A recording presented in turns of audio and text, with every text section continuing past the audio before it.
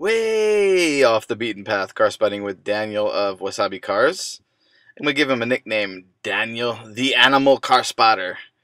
And me, Daniel, and my son went cruising around, and Daniel had seen this place multiple times in the past, and finally, this is the first time we got a chance to actually stop by here. Here we have a was a 280ZX Turbo, which probably used to look pretty pimp and was probably pretty happening back in the day, but now it's becoming part of the shrubbery, you know, stuff is just growing up inside the fenders. But yeah, like I said, it definitely period specific was probably a pretty pimp car.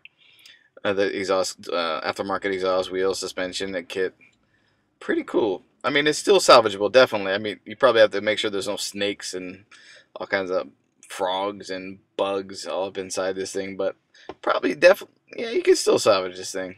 Next, what we have here is a Bluebird, and this is a 1300 Deluxe, as you can see from the label here. That's it. Oh, sorry, 1200 Deluxe. And this one, considering the age and being exposed to the elements, it's in pretty good condition. And this is what I like to call the Hover 280ZX. It reminded me of the fourth episode of Star Wars when Luke Skywalker's driving his land speeder. But definitely call that the land speeder 280ZX. Here we have a little bit of Datsun action, I'm pretty sure. I didn't actually go up and look behind it, but most importantly, the thing I liked the best about it was it has the Speedstar wheels on it, which are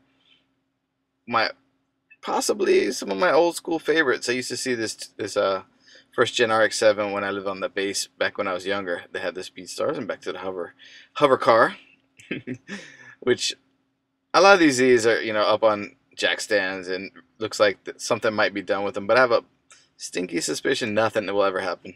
This 300ZX here interestingly has an RB20 DET, and this place is called the Izuka Factory. Well, back to the 300ZX. RB20 DET, which is a straight 6 turbocharged motor, 2 liter turbocharged. And I don't believe they actually had that in the US. We had I believe a V6 turbocharged motor, but I could be wrong. I'm pretty sure 300ZXs had the V6s. But anyways, they definitely didn't have an RB20 in them. And these RB20s were in a lot of Skyline GTSTs, GT4s, which was like the mini Godzilla, the 2 liter all-wheel drive, turbocharged, but not as powerful as the RB25 and 26 Skylines. Got some pretty decent, probably 240s or 260Zs, several of them, but unfortunately, I don't think they're ever gonna be fixed up, and they're just being out exposed to the elements. And last but not least, we'll finish off with a angular Celica Supra from probably 80s, if I remember correctly. With a little bit of aftermarket love on the wheel department.